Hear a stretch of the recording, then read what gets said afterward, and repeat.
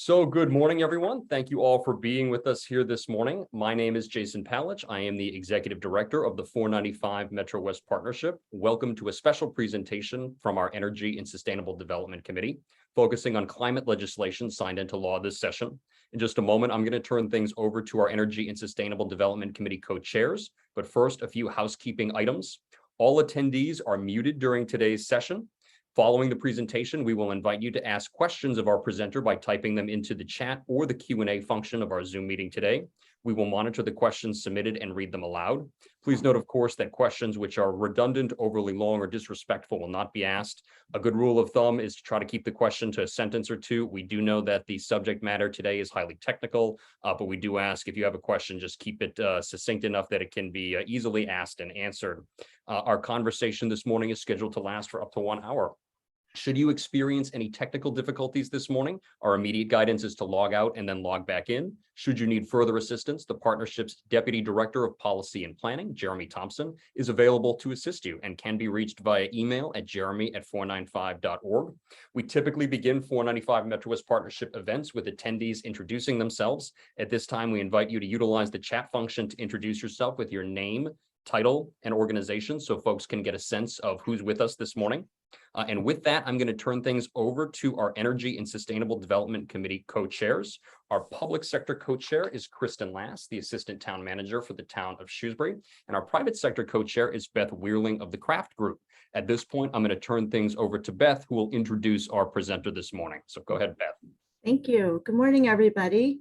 The Energy and Sustainable Development Committee of the 495 MetroWest Partnership is very excited to host a special presentation this morning regarding an act driving clean energy and offshore wind, major climate legislation passed and signed into law in August. We are joined today by a member of the region's state legislative delegation, State Representative Jeff Roy of Franklin. Representative Roy serves as House Chairperson of the Legislature's Joint Committee on Telecommunications, Utilities, and Energy, and in that capacity, he played a major role in the development of the legislation we are going to hear about today. Representative Roy was first elected to Massachusetts House of Representatives for the 10th Norfolk District in 2012. It is his great honor and privilege to represent the residents of Franklin and Medway on Beacon Hill. He was reelected in 2014, 2016, 2018, and 2020. He is the House Chair of the Manufacturing Caucus, which promotes and encourages making it in Massachusetts. In 2011, he was elected to Town Council in Franklin, Massachusetts.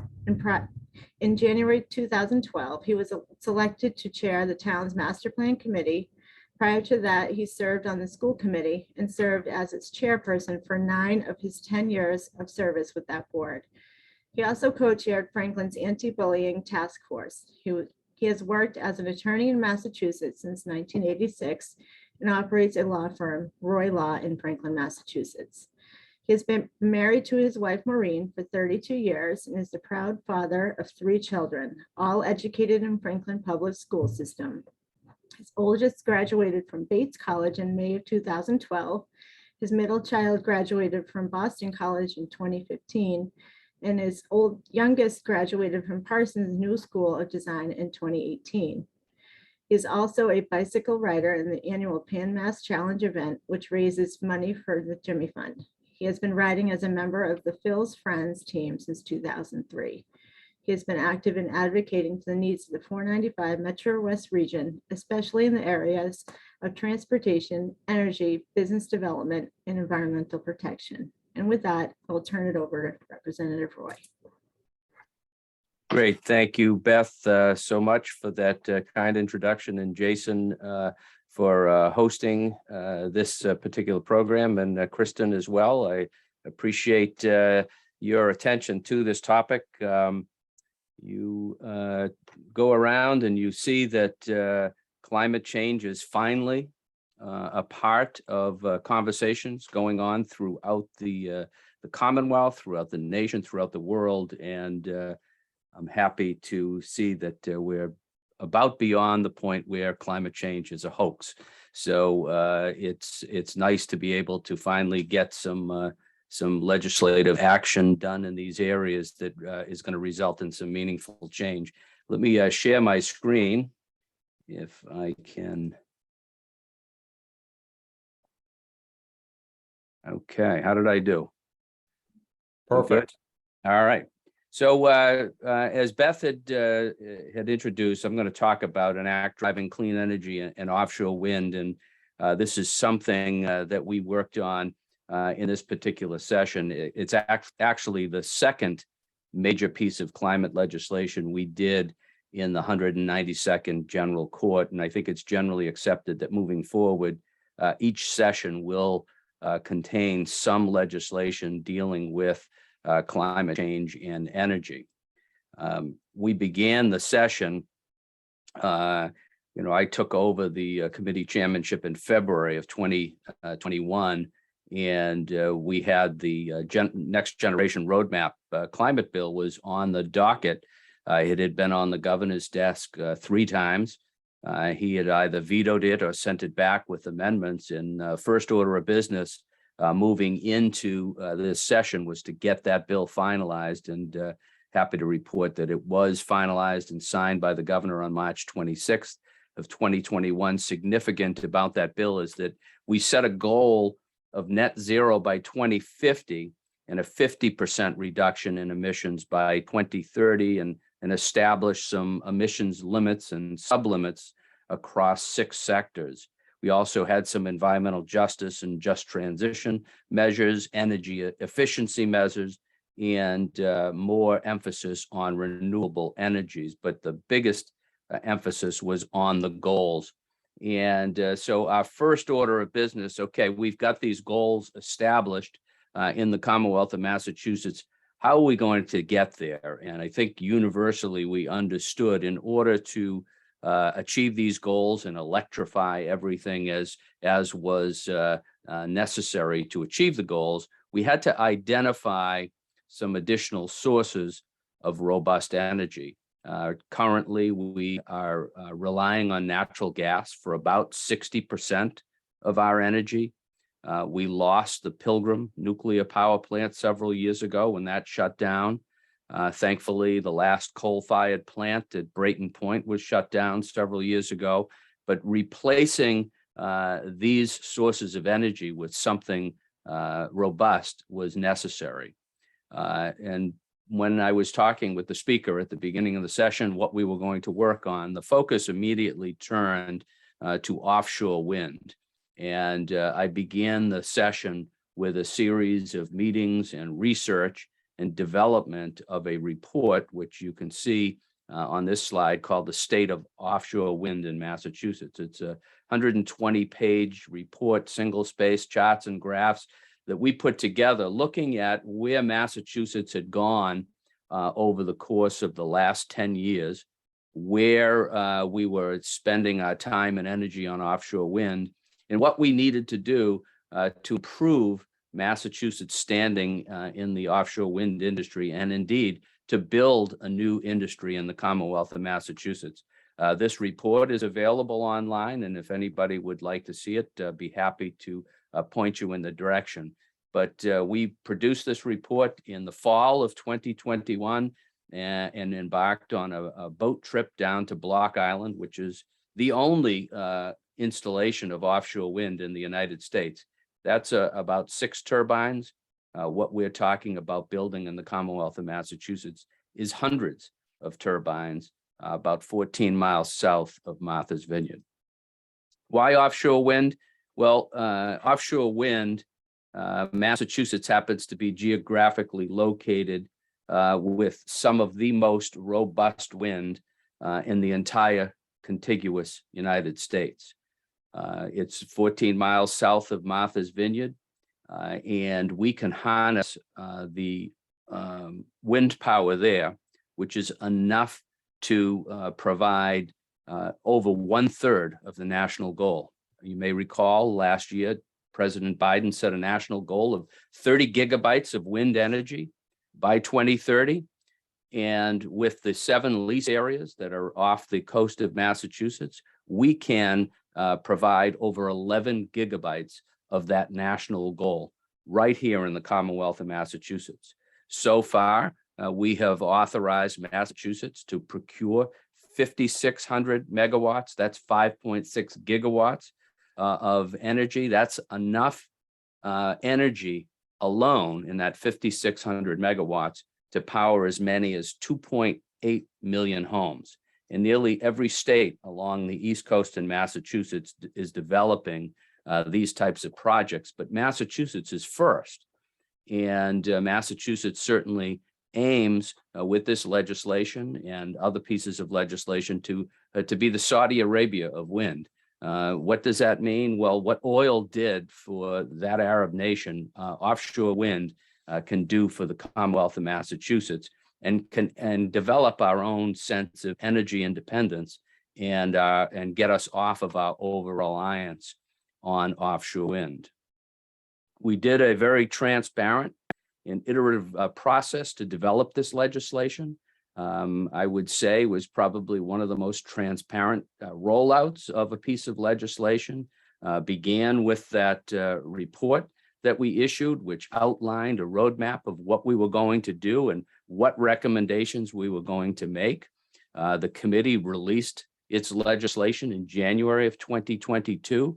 The bill was referred over to House Ways and Means. House Ways and Means publicly debated the legislation, made a few changes to the bill, and by March 3rd of 2022, this bill was on the House floor, and it was passed by a vote of 144 to 12, which tells you that almost all of the Democrats in the House voted for it, and a majority of the Republicans voted for it in favor of moving forward with this legislation. The Senate did its own bill in April of 2022, and they responded with a piece of legislation that was focused mostly on electrifying our economy, be that electric vehicles, green buildings, and looking at some solar provisions that needed to be adjusted. And this led to a very long and exhaustive conference committee to reconcile these two bills. The conference committee began its work on May 5th of 2022. And if you want to get a preview of what the conference committee looked like, again, this goes to the transparency of the process. Senator Barrett, who's the Senate chair of the committee, and myself did a forum with State House News, a live debate, for lack of a better term, about what was in the bill, both the House bill and the Senate bill, and how we were going to try to reconcile these two bills. And I certainly commend that for your review if you are interested in how this process works.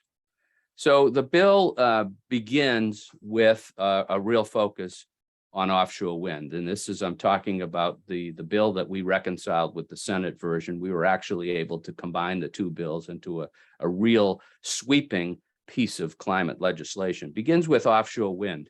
We created an offshore wind investment fund for the Massachusetts Clean Energy Center to invest in manufacturing, interconnection, innovation, research, infrastructure, and workforce development, and includes some tax incentives, grants, loans, and other investments. And a key to that is a $35 million total annual tax incentive and credit, which is subject to a 10-year sunset, to really bolster this industry and build it in Massachusetts. It also made some changes to the selection process. We send out these offshore wind contracts out to bid. So far, we've sent 3 out to bid. And we noticed some issues with conflicts of interest that we needed to address. So we immediately addressed that by requiring the Department of Energy Resources, in consultation with an independent evaluator, to issue the final binding determination of a winning offshore wind bid. The utilities are no longer in the selection process at the end, but they are consulted in the solicitation process. But no longer, because of potential conflicts, will they have a role in the selection of a winning bid. We also strengthened the preferences for local economic development, environmental justice, organized labor, and more.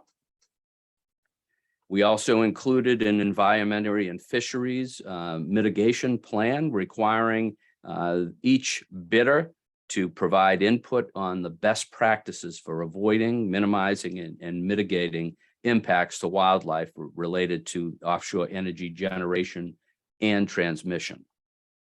We also put in some provisions authorizing the Department of Energy Resources to participate in upcoming solicitations in New England, and some examples of what's available out there. If you look at the upper northeast of Maine, they're proposing an onshore wind project at former timberlands. So we've authorized the OER to enter into discussions with them about procuring energy from northern Maine. Down in Connecticut, you'll see there is an opportunity to get some nuclear energy from the currently running Millstone plant. It's up and running. They have excess energy. The state of Connecticut, as a matter of fact, entered into a 10-year deal where they're buying energy at 4.9 cents. And if you compare that with the most recent spikes for natural gas at around 33 cents, you'll see that that's a pretty good deal. And then you can see the offshore wind projects that are under development throughout the region. And we've also authorized the Executive Office of Energy and Environmental Affairs to participate in some new regional solicitation things, such as the Forward Clean Energy Market. And that's also to try to do this all on a regional basis. Massachusetts comes under the ISO New England, and the 6 states really have an opportunity to do better by working together. And we authorize that type of regional participation. For the solar industry, we eliminated the donut hole for on-site solar energy net metering, allowing Class 1 solar systems up to 25 kilowatts to be exempt from the cap. We loosened the single parcel rule, and we're permitting agricultural land to host renewable energy if it does not impede the continued use of the land. And we also established a commission to study agrivoltaics to see what other improvements we could do in this industry. We removed biomass from the renewable portfolio standard, and we also require DOER, that's Department of Energy Resources, to issue a one-time procurement to stimulate the deployment of anaerobic digestion facilities for electricity. Transmission has become a huge issue in the energy and ecosystem, and trying to move this energy from our new robust sources, offshore wind, hydropower coming from Quebec. And with that all online, we've directed the Department of Energy Resources to solicit transmission proposals to deliver offshore wind to the existing grid. And we've also created a working group. It's a transmission working group to analyze the costs and cost allocation measures for necessary transmission upgrades to support the region's clean energy development. Grid modernization is something that is pivotal to the success of our clean energy efforts. And this bill contains a Grid Modernization Advisory Council, which is an organization that's going to work with the utilities and the Department of Public Utilities to proactively upgrade the transmission and distribution systems. Our current grid was designed for big, large power plants moving power in one direction. With all of the solar energy and other resources that are out there, we need to be able to move this energy in both directions, moving back and forth. And our grid, which was designed so many decades ago, really needs upgrade and modernization to accommodate all of these new resources that are out there. Storage is a key to the success of our energy, our new energy resources. And that is the sun doesn't shine all the time, the wind doesn't blow all the time, but we need ways to capture that energy when it is producing. So imagine a wind farm blowing at 2 or 3 in the morning and producing energy. Well, lithium ion batteries is the current big source of storage. And these massive battery storage facilities can take all of that energy when it's off peak, store it so that when we need it and there's demand on the grid, it's available. So right now, lithium ion batteries are the big components of storage, but there are other types of battery storage programs in the works, one by a company called Form Energy out in Cambridge, which is working on metal and chemicals to rust and eliminate the rust and create energy as part of a storage. Those are a longer term battery, but they're still under development at this time. We move into the area of electric vehicles, and we strengthen the rule that only zero emission vehicles can be sold starting in 2035. That's 13 years away. So one provision we put in there was to make it a violation of the Consumer Protection Act for a dealer to sell an internal combustion engine after 2035. We're also directing DPU to reduce emissions from transportation network companies like Uber and Lyft. And we're requiring the Department of Transportation to compile a vehicle database to assist in vehicle electrification planning, and instructing Mass CEC to develop a website with the costs and availability of EVs. We know we have to move in the direction of electric vehicles, and we have to really jumpstart this process. We're going to bolster the incentives that are out there for people to buy electric vehicles. We're creating a trust fund to be expended by DOER for funding these incentive programs. We've increased the electric vehicle rebate to $3,500 for qualifying purchases and leases, and an additional $1,000 to a purchaser who trades in an internal combustion engine. We're going to add an additional $1,500 rebate for low-income customers. And we're also having the program offer rebates to medium and heavy-duty electric vehicles, and doing incentives to low-income individuals to get into this marketplace. You combine those incentives with the $7,500 that's available on the federal level, and you can really put a dent in the cost of an electric vehicle. We are achieving price parity between electric vehicles and internal combustion engines, so it really is advantageous for people to move into the electric vehicle space. Now, with all these electric vehicles, we need infrastructure to charge them. And I'll share with you, just yesterday, I went out to the Berkshires for a renewable propane program, and drove my electric vehicle out there. Had enough charge in there to get me out and to get me 3/4 of the way back, but not enough to make it all the way. So I had to search for a fast charging station along the way. In one of the pitfalls, I found a fast charger in West Springfield, pulled up to it, tried to charge my vehicle, and nothing was happening at the machine. Had to call the 800 number, and they said, "Oh, I'm sorry, sir, but that charging station is out of service." I said, "Okay, where's the next one?" It was 6 miles away. Had to drive over there. I did find a charging station, got my vehicle charged in about 20 minutes, and I was back on my way. That worked for me. Didn't upset me too much, but for the average consumer with that type of infrastructure issues, this is not going to work. So we're requiring the state building and electrical codes to include requirements for EV charging in residential and commercial buildings. We're establishing an intergovernmental coordinating council to implement an EV charging infrastructure deployment plan.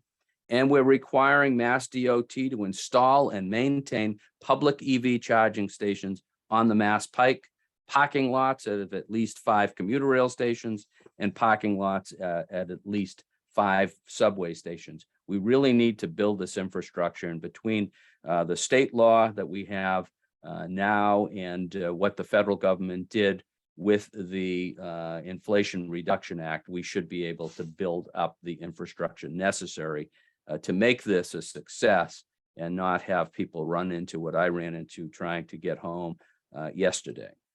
We're also going to do the same thing with public transportation, requiring the Department of Elementary and Secondary Education and DOER to study school bus electrification. And we're also going to do the same for regional transit authorities. We're requiring MBTA maintenance program to report on and account for climate change. And we're requiring new MBTA bus purchases and leases to be electric vehicles by 2030, and the entire MBTA fleet to be electric by 2040. Building decarbonization is important in this effort. Buildings account for a tremendous amount of emissions, and we have to reduce the emissions coming out of this building. We start with a program authorizing 10 cities and towns to require fossil fuel-free new construction, but each community that participates in this pilot program has to first meet the 10% affordable housing target. We didn't want just rich communities doing this and pushing the fossil fuels into poorer communities. And our life science labs and healthcare facilities are exempt. We're also going to end the mass save incentives for fossil fuel infrastructure, starting with the next mass save plan, which begins in 2025. And we're going to reform mass save to really address low-income households and renters. We're going to eliminate natural gas extensions from our CPACE program, requiring a new working group to develop policy recommendations and align the gas system enhancement plans with our statewide greenhouse gas emissions limits. We're going to prevent the DPU from approving utility future of gas plans prior to an adjudicatory proceeding. And we're going to encourage DPU to remove impediments for the development of efficient heat generating technologies such as network geothermal. I know there's a pilot program on network geothermal underway in Framingham. We want to really bolster those types of energy production in Massachusetts. And we're going to expand gas company reporting obligations under network geothermal pilots and authorize DPU to require utilities participating in the pilots to submit plans for decommissioning gas infrastructure. We expand our CPACE program to include commercial energy improvements that exceed energy code requirements. We're requiring a study on the net zero transition of the state's K-12 schools. They occupy a lot of building space in the Commonwealth. And we're also requiring large buildings, that's 20,000 square feet or more across the Commonwealth, to report their energy usage annually. I'm taking a deep breath. There's a lot here. I apologize, but it's a big bill. We're doing some industry support, establishing a clean energy investment fund for Mass CEC to invest in the advancement and deployment of clean energy technologies, clean energy related workforce development and technical training programs, infrastructure improvements, including ports related to the clean energy industry, and research and development, including wildlife impact mitigation. I will say that some of our early investments in offshore wind have led to, number one, the groundbreaking on November 18th of 2021 of the first utility scale or commercial scale offshore wind farm in the entire contiguous United States. You say groundbreaking for offshore wind, what the hell are you talking about? Well, the wind power has to come into land. So we actually did a real dig at Covell's Beach in Barnstable, which is where the first power will come in from the first wind farm that is under construction at this time. And I don't know if any of you subscribe or read the Cape Cod Times, but there was a front page story on that very program yesterday's Cape Cod Times, and really gives you an update on how that project is going. It will begin producing energy possibly as early as 2023, but likely into 2024. And the first 62 turbines will provide enough energy to power 400,000 homes in Massachusetts. Along with the Clean Energy Center, a few other changes is we've added some legislative involvement to the Mass CEC Board of Directors to make it a true quasi-governmental entity. And we're also qualifying some cutting-edge technologies such as fusion energy, which is going on at Commonwealth Fusion up at Devons, and network geothermal for Mass CEC to support. Education is a key to the success of this wind development. These are jobs that don't exist today, and there'll be a lot of demand for young people to step into these occupations. So we're requiring the Office of Labor and Workforce Development to annually send a list to the Department of Elementary and Secondary Education of high demand jobs. And then we are offering an incentive to public schools in Massachusetts to offer credentials in those high demand jobs. And the incentive is $750 per credential produced. So if a school produces a classroom of 10 kids with a credential, they get $7,500. 20 kids, you get $15,000. A real incentive to get kids trained and learning about these exciting fields. And if any of you watched 60 Minutes on Sunday night, they did a segment on the offshore wind industry and what it did for the town of Grimsby in England, which was an old fishing port that pretty much died, several years ago. Well, offshore wind and the world's largest offshore wind farm located right off of Grimsby has brought that community back to life and created a whole host of new jobs. And it's worth the 20 minutes watching that segment. So there are further steps that we have to take. We have done a lot with the roadmap bill and the clean energy and offshore wind bill, but we know there are some more things that we will be looking at, but addressing what the Commonwealth needs are in terms of energy supply and lowering demand is something that we are looking at as we consider next piece of legislation. Some of that will involve green banking because to retrofit all of these homes and buildings in the Commonwealth is going to cost a lot of money. And we want to leverage private capital to enable more individuals and companies to invest in green transition programs.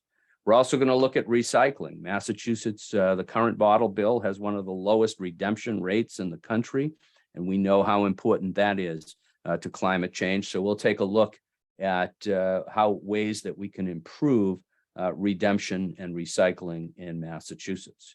We'll also look at mode shifting. Can we, we're not going to replace every vehicle with an electric vehicle, but let's think about other ways to move people around with the electrification and regionalization of our rails, transit-oriented development, and bike and bus lane protections.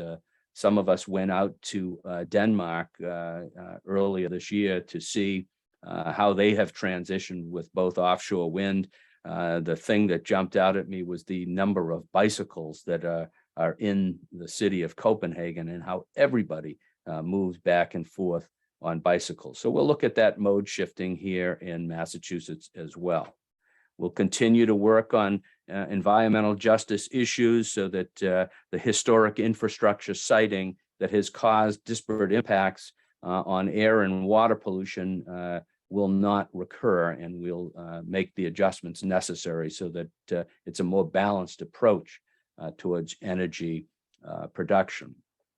Competitive supply was something that got stuck on the cutting room floor during the conference negotiations. It's something that was a priority of Attorney General Maura Healey, so I suspect it'll be a priority of Governor Maura Healey. So I expect that to be back on our table in the next session. And these are some other topics that will be part of the discussion.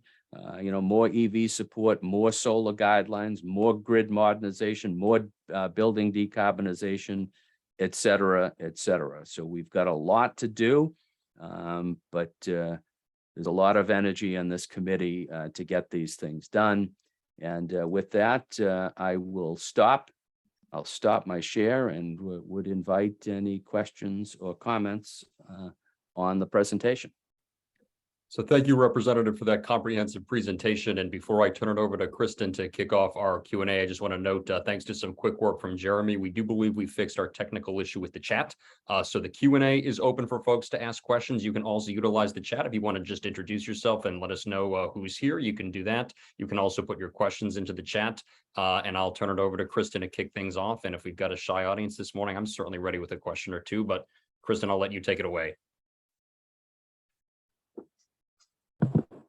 Thank you very much. And thank you so much, Representative Roy. This was very informative and very interesting, and we will be following this through. So thank you and your staff for your time this morning. We do have a question in the chat, and hopefully some more will come in as we have it till about 9:30. The first question is, will municipal officials be able to weigh in with suggestions for optimal locations for EV charging stations and the mandated EV charging station infrastructure deployment plan?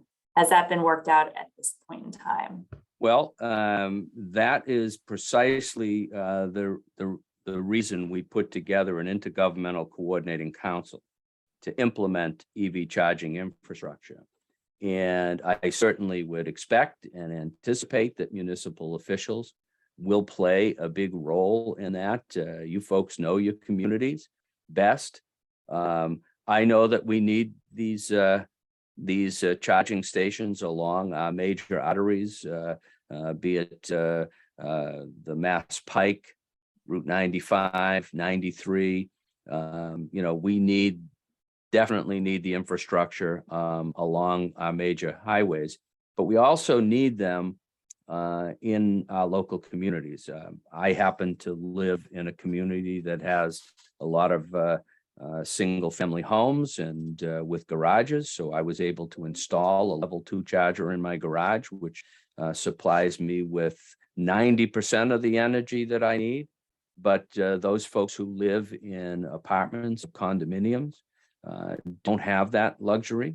And so we need to, take feedback from our local communities on where best to help those types of residents get their energy. And I will compliment the residents of Melrose right off the bat. They have been installing charging stations on telephone poles in residential neighborhoods to make this charging infrastructure available. So not only do I expect that local officials will participate in this prospect or this project, but I hope and need the feedback from local officials about where best to place these. Because if we are going to be successful in electrifying our transportation, it has to work. And people can't have the issues like I had on a simple trip out to the Berkshires. That's going to destroy our efforts at electrifying transportation if we don't get the infrastructure right. I might jump in, Kristen, with a question. And Mr. Chairman, this is such obviously a substantial piece of legislation and significant policy advancements. I'm almost guilty to start immediately asking about the future and next steps, but you obviously referenced that there's more legislation to come. You had noted that part of the requirement of this bill would be the inclusion of a minimum number of charging a minimum number of commuter rail stations, which would have charging infrastructure. Obviously, the 495 MetroWest, commuter rail is essential to our region. As a regular rider of the Franklin line, but we're served by the Franklin, Framingham, Worcester, and Fitchburg lines. Do you envision that as a starting point? Is that something you see escalating going forward? Because obviously, we've got so many stations along the system, and to be able to combine the two is something that commuters might certainly be interested in. Yeah, I definitely view it as a starting point because putting a few charging stations at 5 commuter rail lots is not going to do what we need to do to make this program a success. The thing about commuter rail stations is you can probably get away with putting in level 2 charges at those stations because cars are going to be there presumably for a much longer period of time. And the example I will throw out, and this is a private company that did this, but it's a great way to transition us to electrification. AstraZeneca up in Waltham has a parking garage at their office. They installed 250 charging stations in that parking garage. So every space in that garage has access to a charger, and each charging station can charge 2 vehicles. So that's 500 vehicles that can be charged every day in that particular garage. Why is that significant? Well, as they indicated to us, many of their employees live in condos or apartments and do not have access to a garage with a charger. And it's a further incentive to get these folks into the office. So they can come in to work, charge their vehicle all day, and go home and not have to worry about that at night. I foresee that, and I'd love to see that same type of infrastructure at our commuter rail stations. So it's a real incentive to, number one, take public transportation and a way to move you to electrification. So long way to saying that, yeah, 5 commuter rail stations is a small step in that direction, but we need to have these everywhere. Thank you. I have another question that came in. Could you let us know, Representative, where we can find a copy of the legislation, if there's any executive summaries of the legislation, and if there's any guidance that has been prepared for communities for implementing how they can prepare for this legislation, such as bylaws, zoning, and other construction? So in terms of a copy of the legislation, it is available on the website. I don't have the link off the top of my head, but it's probably not the most user-friendly version of the legislation because it's, I believe it's like 98 sections, and it makes references to other statutes and portions of the general law. So if you try to figure out what the heck this bill is all about by reading the legislation, you'd be kicking yourself. But if you're tired, it's a great opportunity to put yourself to sleep. I do have summaries that we put together. Oh, look at that. I see that Jeremy put it in the link. So that's great. I do have summaries that I'd be happy to provide to the partnership for distribution. In terms of guidelines for communities, we don't have that stuff.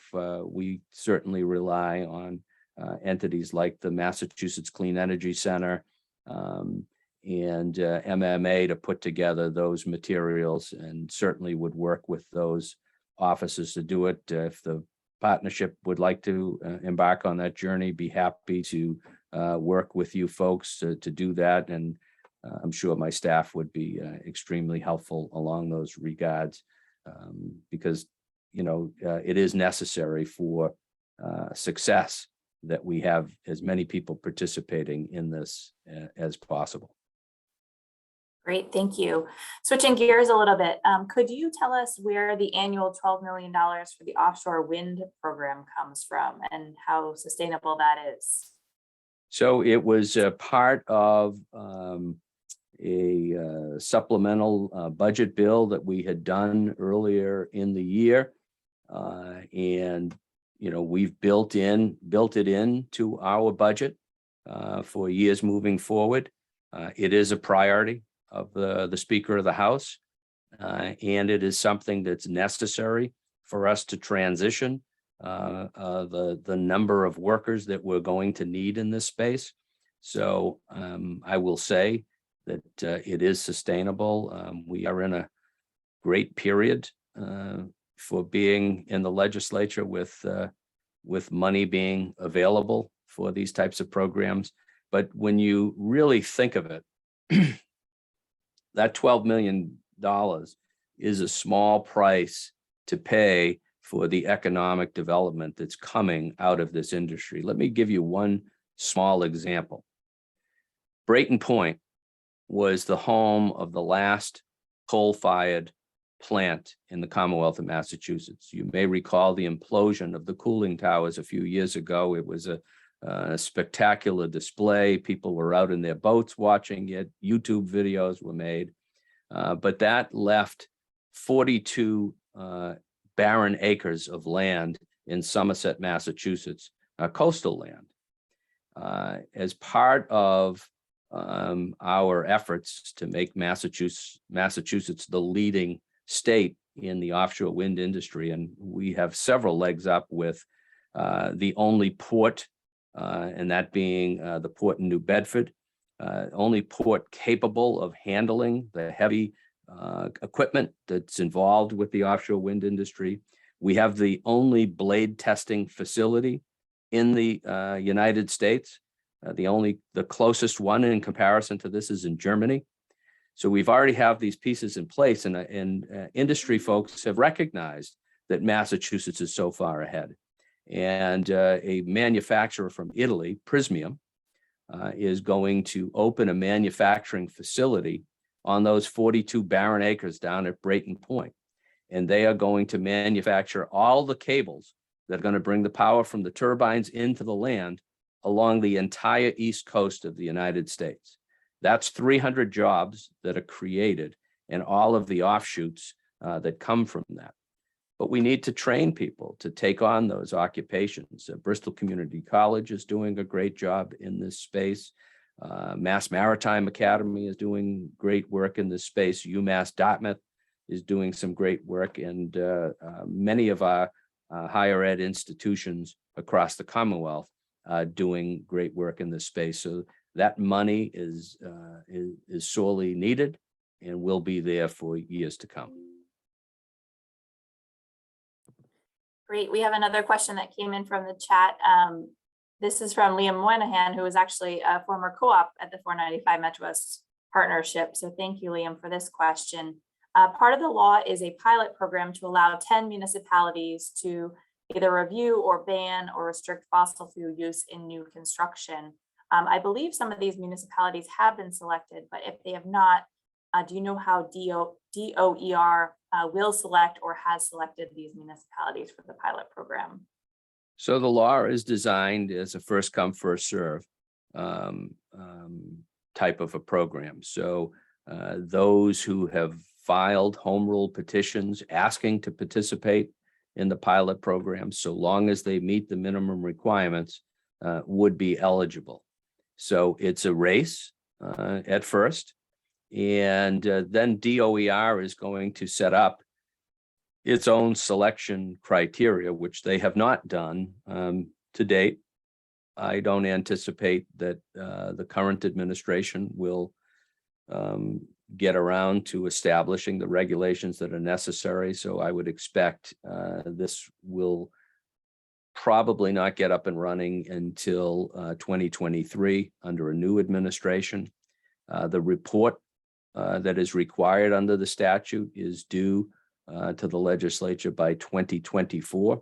So there's plenty of time to get in the queue and plenty of time for us to collect data and develop, see if this really works.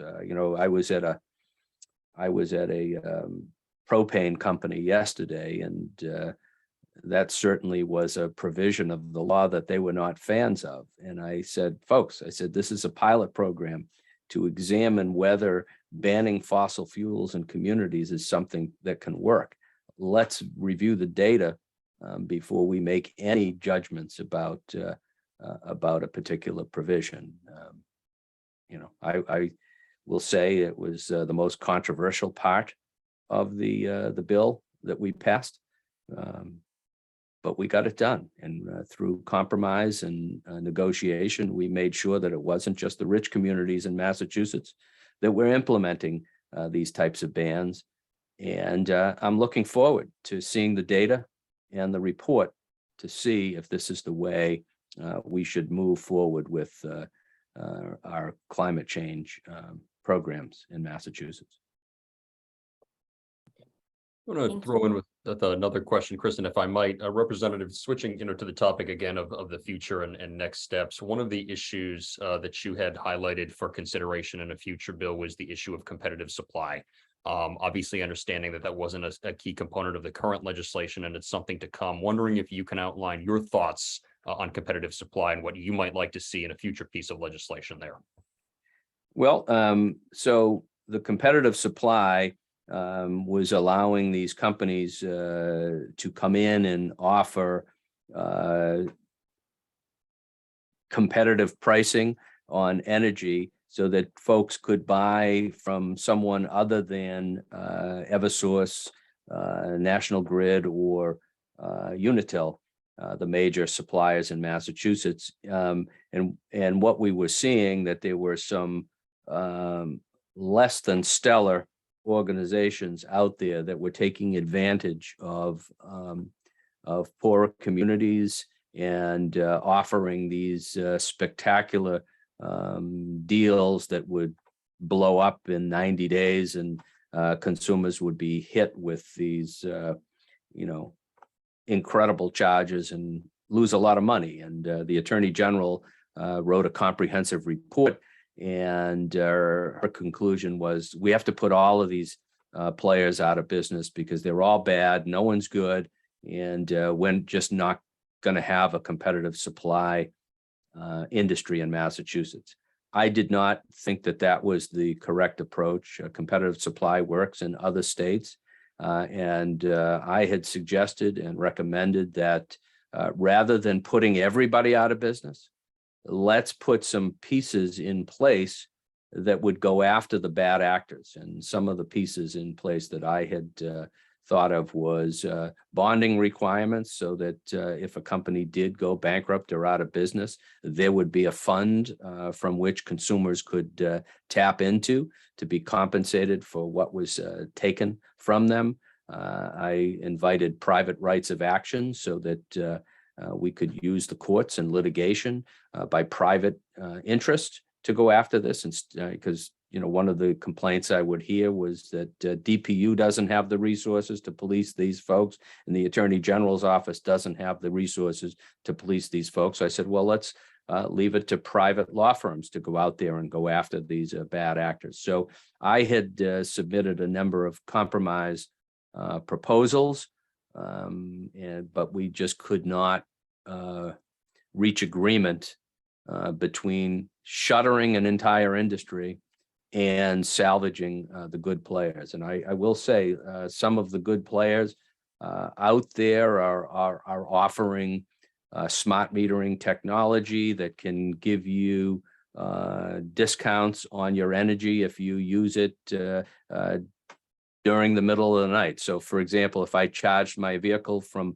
1 o'clock in the morning to 5 o'clock in the morning, I could get a discount from my supplier. Well, the way the metering is set up today, we can't get those types of incentives in our homes. But competitive supply is going to push us toward that by trying to get this technology in our homes so that we can be more energy efficient. And that's why I want to keep that industry alive. If it doesn't work, we can revisit this several years. So that's really, in a nutshell, what the contention was on the competitive supply issue this session. Thank you. And absent other questions, Representative, at this time, I'll invite you to, offer any closing words or thoughts you might, and I'll throw kind of a question in with that. Obviously, as a member of the region's delegation, you do a lot of work in our 495 MetroWest communities. You're also serving as the chair of the Telecommunications, Utilities, and Energy Committee. And our audience, our stakeholders, we've got a mix of business officials, municipal officials, developers, environmentalists. What types of feedback from our stakeholders is helpful to you as you go about your work in this in that leadership role on Beacon Hill? And any other closing thoughts you'd like to offer? Sure. The other thing I would highlight is I also chair the Manufacturing Caucus, which is designed to bolster the manufacturing industry in the Commonwealth of Massachusetts. And we're constantly looking for ways to help and bolster economic development in Massachusetts in bringing manufacturing back, not only from other states, but bringing it back home from China and reshoring manufacturing. Manufacturing has been a hub for the Commonwealth of Massachusetts and has led in several industrial revolutions. And I think we're in the midst of yet another one. And it combines really uniquely with the work in the telecommunications, utilities, and energy space. I've seen a lot of parallels between that work. Feedback that's helpful to me is if you identify a particular problem that you think we can resolve through legislation, call it to my attention. I try to be accessible and open and invite folks to come in and sit down and go through a problem and see if we can develop a piece of legislation that addresses those concerns. As I had indicated earlier, we will be looking at yet another piece of climate change legislation. And I'd love to hear from the folks on this committee or any of the communities in the partnership about what they would like to see incorporated in that bill. I think one thing I will say that I heard repeatedly about the clean energy and offshore wind bill was that folks appreciated the fact that they had a seat at the table, that we listened to their concerns, and that we incorporated many of the provisions they raised into the final bill. So there's an opportunity out there, and I would love to hear from you. Well, with that, I want to thank Representative Jeff Roy of Franklin for making this presentation to our audience today. We really appreciate it. I also want to thank Kristen and Beth for their roles as leaders of our Energy and Sustainable Development Committee. Before we wrap, I just want to let folks know briefly what's going to be available as follow-up information to this presentation. So in addition to sending out for registrants and folks who expressed interest in the recording of today's presentation, we'll go ahead to the earlier question. We'll go ahead and send out the link that Jeremy put in the chat to the legislation, but happy to say the 495 MetroWest Partnership also put out a summary of the bill, largely based on information prepared by the representative's very helpful staff. So we'll be providing that as follow-up information as well, along with a copy of the representative's slideshow presentation. I'm sure many of you already are, but if you're not, please visit 495partnership.org to sign up to join our email list. And with that, we're going to go ahead and wrap, and I want to thank all of our attendees for being here this morning. Have a great day, everybody. Thank you.